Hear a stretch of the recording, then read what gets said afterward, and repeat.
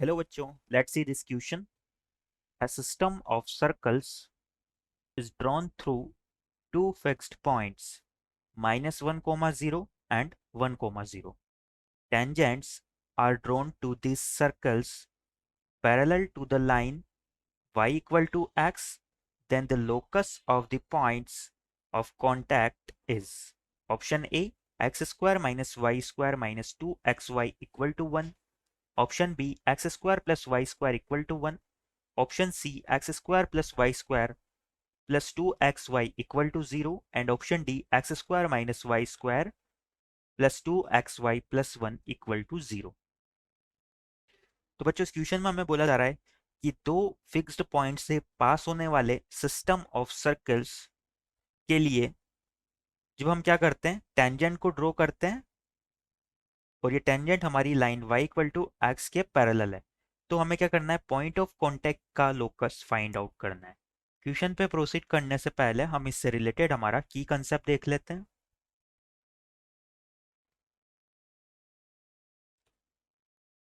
तो बच्चों की कंसेप्ट के लिए सपोज ये मेरा एक सर्कल है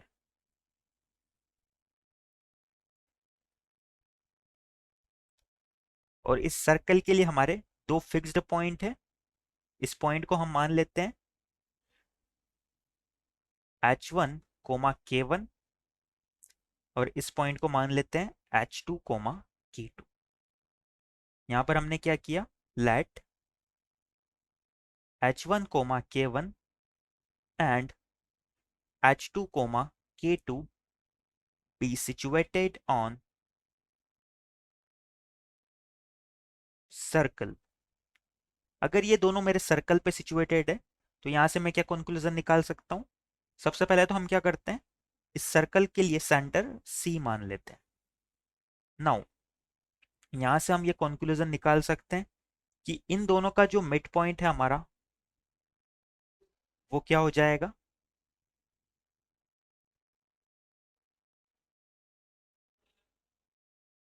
यहां से हम कंक्लूजन निकाल सकते हैं कि जो इन दोनों का मिड पॉइंट है वो ये पॉइंट हो जाएगा और इसके परपेंडिकुलर लाइन हमारी क्या हो जाएगी, इस सर्कल के सेंटर से पास होगी। तो यहां से हम लिख सकते हैं कि इन दोनों पॉइंट्स का जो परपेंडिकुलर बाइसेक्टर है या इस लाइन PQ का परपेंडिकुलर बाइसेक्टर जो है वो इस सर्कल के सेंटर से पास होगा। तो यहां से हम लिख सकते हैं then perpendicular bisector of PQ will passes through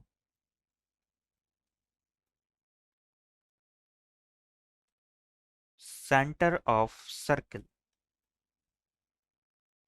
इससे हमारा क्या कंक्लूजन निकला बच्चों कि सर्कल की किसी भी कोड का परपेंडिकुलर बाइसेक्टर जो है वो इस सर्कल के सेंटर से पास होगा। इस कंसेप्ट को माइंड में रखते हुए हम हमारे क्वेश्चन की तरफ आगे प्रोसीड करते हैं। नाउ क्वेश्चन में हमें क्या बोला जा रहा है कि -1, 0 और 1, 0 से जो एक सिस्टम ऑफ सर्किल है उनके लिए हमें टेंजेंट ड्रॉ करनी है y equal to x line के पैरेलल। तो सबसे पहले तो हम इन दोनों पॉइंट्स को ड्रॉ करते हुए सर्कल को ड्रॉ करने की कोशिश करते हैं। सपोज ये मेरी y एक्सिस है और ये मेरी x एक्सिस है। तो बच्चों 1, 0 मेरा हो जाएगा पॉजिटिव x एक्सिस पे सिचुएटेड और -1, 0 हो जाएगा मेरा नेगेटिव x एक्सिस पे सिचुएटेड। सपोज ये पॉइंट मेरा 1, 0 है तो ये वाला पॉइंट क्या हो जाएगा, -1, 0। नाउ इन दोनों से पास होते हुए एक सर्कल को हम ड्रॉ करने की कोशिश करते हैं। तो सर्कल हमारा कुछ इस तरह से हो सकता है। यहाँ पर सिस्टम ऑफ सर्किल बोला गया है यानी कि दो पॉइंट से कितने, इन दो पॉइंट से पास होने वाले टोटल इनफाइनाइट सर्किल हो जाएंगे। अब बच्चों यहाँ से हम एक कंक्लूजन निकाल सकते हैं कि इन दोनों का मिड पॉइंट का जो परपेंडिकुलर बाइसेक्टर है वो क्या होगा, इस सर्कल के सेंटर से पास होगा। तो यहाँ से अगर इन दोनों के मिड पॉइंट की बात करें तो वो क्या हो जाएगा, y कोऑर्डिनेट तो उसका 0 हो जाएगा, x कोऑर्डिनेट की बात करें तो वो हो जाएगा -1 यानी कि 0। यानी कि 0, 0 जो हमारा ओरिजन है ये इन दोनों पॉइंट्स के लिए मिड पॉइंट हो जाएगा। यहां से हम लिख सकते हैं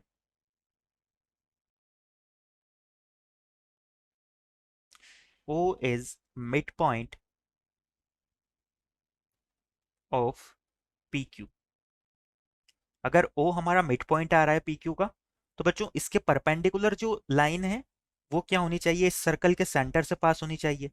और ओरिजिन के परपेंडिकुलर, ओरिजिन से पास होने वाली और इसके परपेंडिकुलर यानी कि एक्स एक्सिस के परपेंडिकुलर लाइन हमारी कौन सी हो जाएगी, वाई एक्सिस हो जाएगी।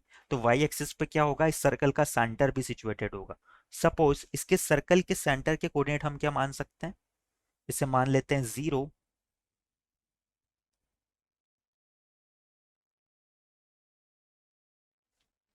यहां से हम इस कोऑर्डिनेट को मान लेते हैं कि ये 0, P है।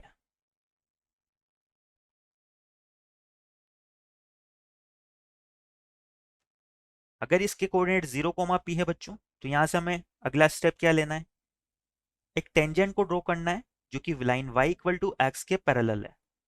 नाउ सपोज ये मेरी टेंजेंट है एक,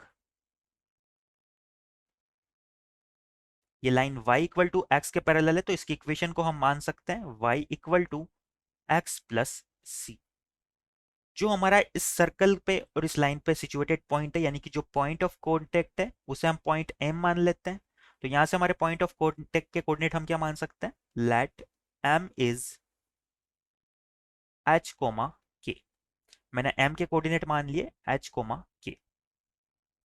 नाउ हमें क्या करना है, इस m का लोकस फाइंड आउट करना है इस क्वेश्चन के अंदर।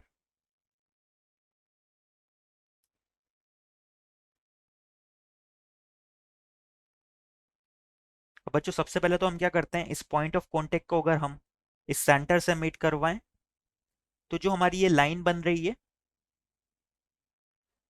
ये लाइन क्या हो जाएगी, इस टेंजेंट के परपेंडिकुलर हो जाएगी। सपोज ये मेरा पॉइंट एन है, तो यहां से हम कंक्लूजन निकाल सकते हैं, here N M is perpendicular to line y equal to X plus सी।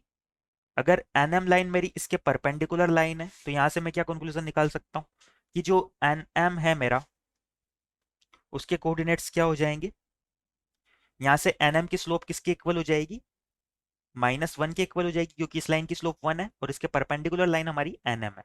तो यहां से हम slope of N M is equal to -1 ऐसा लिख सकते हैं। यहां से एन एम की स्लोप को अगर फाइंड आउट करें, तो ये होगी y2 minus y1 upon x2 minus x1। तो ये हो जाएगी हमारी p minus k upon 0 minus h equal to -1। इसे सिंप्लीफाई करें अगर, तो यहां से हमारा p निकल के आता है h प्लस के। अब बच्चों यहां से हम आगे क्या सोल्व कर सकते हैं कि ये जो हमारी एन क्यू लाइन है, ये सर्कल की रेडियस की इक्वल होनी चाहिए। या फिर हम ऐसा बोल सकते हैं कि एन क्यू लाइन जो है, इसकी लेंथ हमारी किसकी इक्वल होनी चाहिए, इस एन एम लाइन के इक्वल होनी चाहिए। तो यहां से हम लिख सकते हैं, now N Q equal to N M equal to radius. तो यहां से हम इन दोनों लेंथ को इक्वल करने की कोशिश करते हैं। एन क्यू लेंथ हमारी क्या हो जाएगी, ये हो जाएगी अंडर रूट ऑफ 0 माइनस 1 का स्क्वायर यानी कि 1 स्क्वायर प्लस p माइनस 0 का स्क्वायर यानी कि p स्क्वायर इक्वल टू हो जाएगा हमारा एन एम लेंथ के इक्वल। और ये हमारी हो जाएगी p माइनस के का whole square under root of p minus k का whole square plus h square. इसे सिंप्लीफाई करते हैं, तो यहाँ से हम दोनों साइड स्क्वायर ले लेते हैं, तो ये हो जाएगा हमारा 1 plus P square equal to p minus k का whole square plus h square. p square, इस स्क्वायर को अगर मैं ओपन करूँ p minus k whole square को, तो ये हो जाएगा p square plus k square minus 2p k plus h square.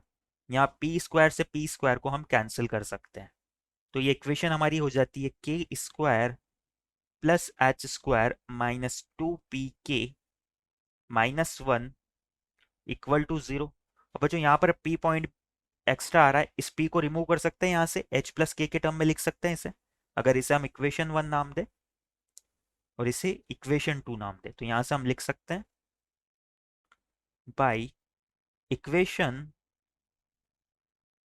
1 and 2। Equation 1 और 2 से हमारा के square plus h square minus 2 P की जगह आ जाएगा एच प्लस के माइनस 1 इक्वल टू 0। ये हमारी एच और के में इक्वेशन आ चुकी है और यही हमारा लोकस भी हो जाएगा। तो यहां से इसे सिंप्लीफाई करें तो ये होगा के square plus h square minus 2h। यहाँ पर हमारा के एक्स्ट्रा था बाहर, तो ये होगा -2k इंटू एच प्लस के, क्योंकि p की जगह हमने h प्लस के लिखा है, -2k बाहर हो जाएगा।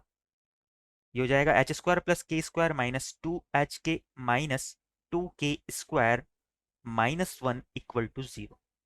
यहाँ पर के स्क्वायर में से के स्क्वायर को कैंसिल कर सकते हैं, तो इक्वेशन आ जाएगी H square plus h square, यहाँ पर के स्क्वायर में से -2k स्क्वायर जाएगा तो ये हो जाएगा -k स्क्वायर -2h के -1 इक्वल टू 0। नाउ लोकस के लिए हम क्या करते हैं, h को x से रिप्लेस कर सकते हैं एंड k को y से रिप्लेस कर सकते हैं। तो जो हमारा लोकस है वो निकल के आ जाएगा x square minus y square minus का 2xy इक्वल टू 1। यही हमारा इस क्वेश्चन के रिगार्डिंग फाइनल आंसर भी हो जाएगा। एक बार हमारे ऑप्शंस देख लेते हैं हम। तो इस क्वेश्चन के रिगार्डिंग हमारा option A x square minus y square minus 2xy equal to 1 ये करेक्ट हो जाएगा। तो यहां से हम लिख सकते हैं our final answer is option A. I hope you understand it well. Best of luck.